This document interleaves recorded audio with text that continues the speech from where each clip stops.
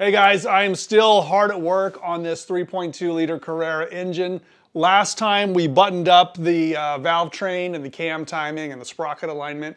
And today I'm just basically cleaning. So I know that's kind of boring for you guys. I've noticed that ever since part one was like, what's wrong with the engine? And then each part we sort of lose viewers, which, you know, that's how it is. It's a lot of work to clean and repair and fix these engines. So today I thought I would focus a little bit more on cosmetics and what it takes to restore the fan housing and the fan itself, because that's one of the most iconic parts of the Porsche air-cooled engine. So when you open the engine bay, these are the things you see. It's this big air-cooled fan goes right here, and this is the housing for it, goes right here. Up until now, I've been cleaning a lot of the stuff myself with degreasers and brushes and ultrasonic cleaners and stuff. But this guy is next level. It's two pieces. The center is steel, which I had replated, and this is a magnesium aluminum alloy. And the magnesium part of it just tends to get splotchy and dark with time. So the only way to really clean this like this is with vapor blasting. So a friend of mine in Texas has all the equipment. It's not cheap equipment. So I sent this to him, both this and the housing, along with some other 356 parts, which I'll show you. And they came back looking basically brand new. They're awesome. So his information, I'll put it on the screen here. It's called Texas 2 Valve. He does a lot of motorcycle restoration of carburetors and housings and stuff like that. Also does Porsche stuff. So if you're interested in getting like your valve covers, I didn't send him my valve covers, I probably should have. But valve covers, small parts, cam covers, chain boxes, anything, aluminum, steel, whatever. If you want it like looking new and clean, vapor blasting is the way to go. Unfortunately, this guy is very clean, and I realized before I sent it to him that it had some cracks in it. I'll show you up close, but right here it's cracked, and it's got more than that. It's got multiple cracks actually. Here's the big one on the inside. This is pretty common on these engines. Why they crack, I'm not 100% sure. I think a lot of it has to do with, you know, when you pull the engines in and out, you know, this kind of becomes a handle and you're pushing and pulling on it. That can crack it. The fan belt being too tight, or the strap that holds this down to the engine too tight. This could be like 8,000 or more RPMs. And so over time, it basically causes these to crack. And I thought about cleaning out the cracks and maybe try to weld it. But it is a magnesium, and the welding rods alone are like $100. This is the new one, and it's a Porsche part. I got it from Einmalig. These are not cheap, so I thought in the interest of time, I would go ahead and get a new one. I may try to fix the old one in the future date when, you know, it's not so time sensitive on getting the engine back in the car. But this one will work. You can see the difference in color.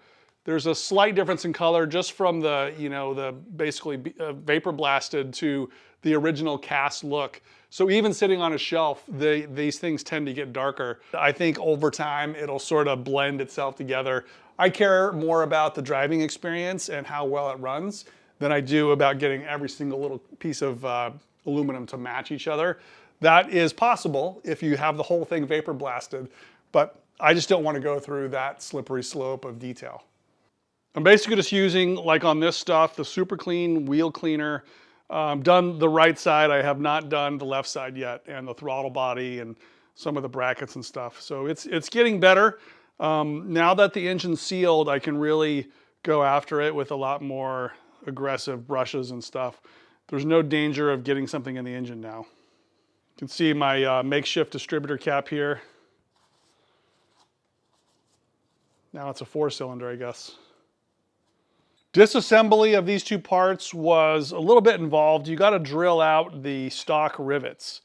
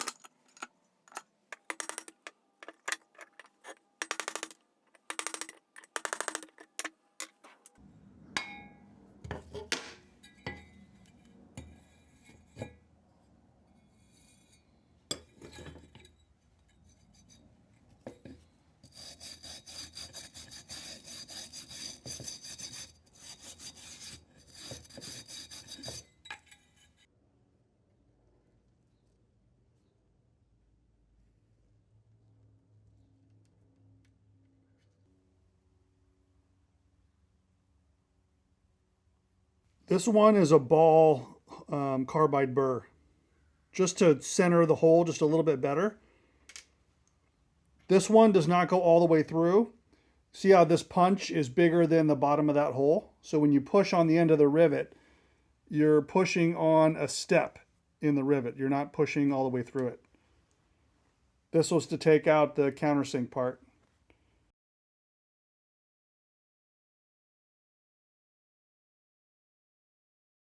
These are M5 by 16 millimeter rivets. There's a DIN specification. I don't remember the number of it, but you have to have matching conical surfaces, and these match just perfectly. The hole pattern is such that it will only go together one way. So see how all these line up except for one? So if you just keep turning it, you'll find a position in which you see all the holes. So it only goes back one particular way. And of course, it's going to be the last one, I guess. But that's it right there. They all line up.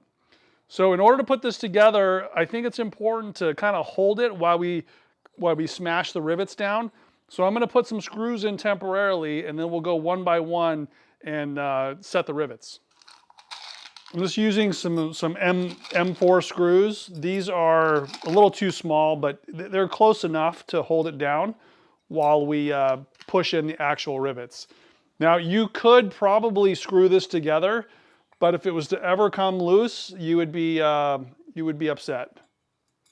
Rivets are a more permanent fastener for this, so we'll put it back just the way the factory did, so you will not notice that this has ever been touched.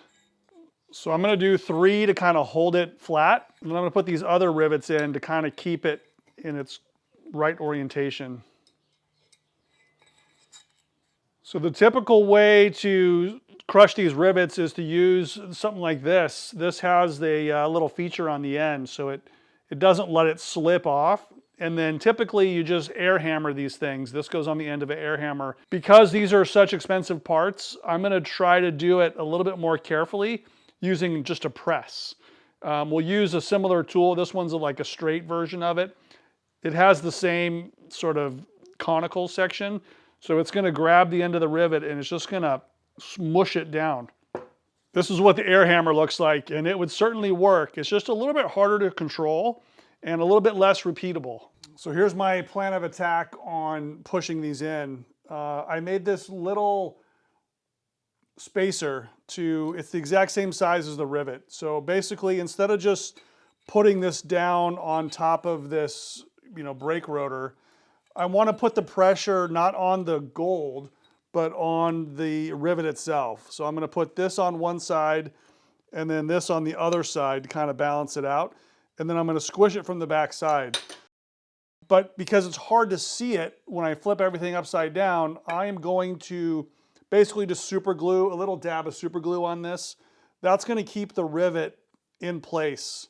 And then once it's clinched, we're able to just break this off. So you see how it's just centered right there on the rivet head? And it just so happens to be the same height as this guy. So I'm going to put this on the other side, and then we're going to squish it.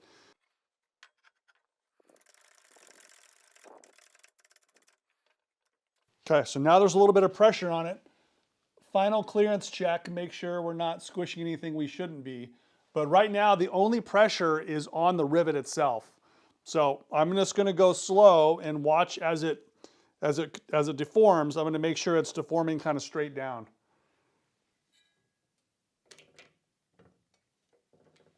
And this shifted over just a little bit, so I'm going to release the pressure. I'm going to rotate this around.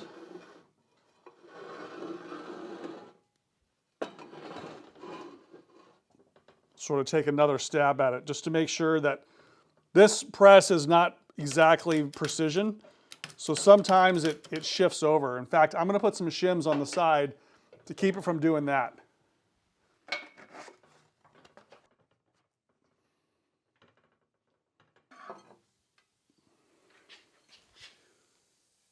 So try to hold this nice and level and just give it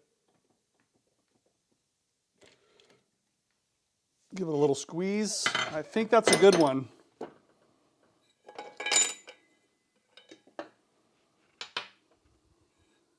So see how it's got that mushroom kind of dome shape to it? That's kind of what we want. And then we can break this off on this side. Well, it's already broken loose, but this looks pretty nice on that side too. Although it looks like we might want to squeeze it down just a little bit more. It's got to be bigger than the diameter of the hole, otherwise it could come out.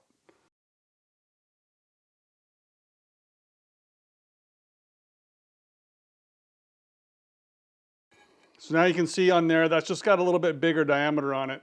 I think that's safe. Now, if we're careful with these pliers, we should be able to get this off without scratching anything. Comes right off. Okay, here's a quick update. I found that it's a little bit easier to start the rivets with a hammer and then finish them in the press. It's only because the rivet is so tall and it likes to lean over. So by using the hammer, I can kind of direct it so it doesn't lean, it goes straight down.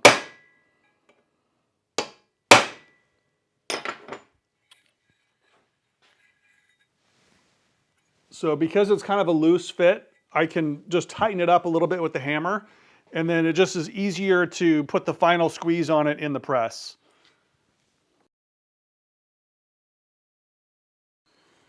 All right, it's on there.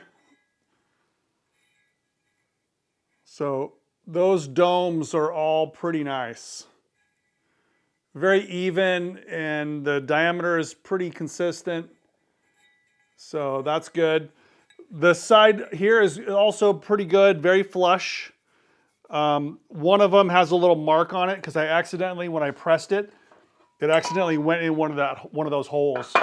So on this particular one right here, I may redo this one. See how it has a little moon on it? I could drill that out and put another one in there, but honestly, it's just a cosmetic thing.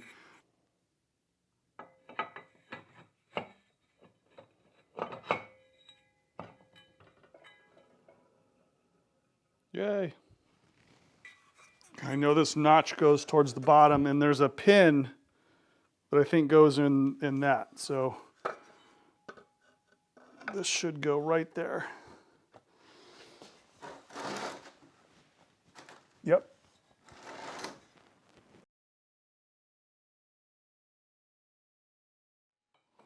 It's going to be easier to put this on this way. And I believe it came off like this. So this junction is on the left side. That's the way I took it off.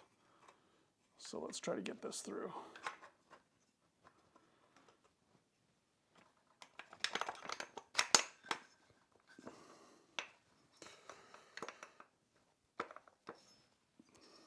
Gonna have to loosen that distributor.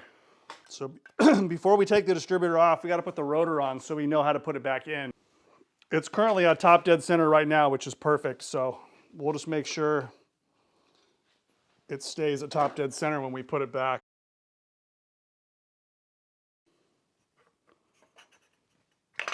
Oh well, that's out now.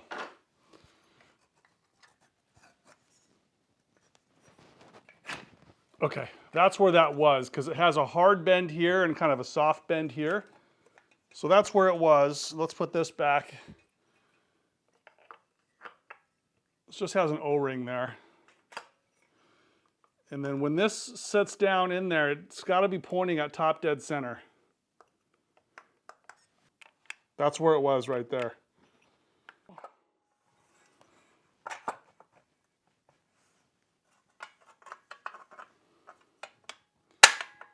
Perfect, and then a bolt right through there. Looks like I forgot to get this one plated, but we can send it out to get plated next time. So that's it. Now this does not need to be cranked down super tight. Like I said before, that's one of the reasons why these housings bend. If you just take this and push the engine around, you're likely gonna bend or break this housing. So don't do that. Doesn't need to be over tight, and it's not, it's not going anywhere. But looks great.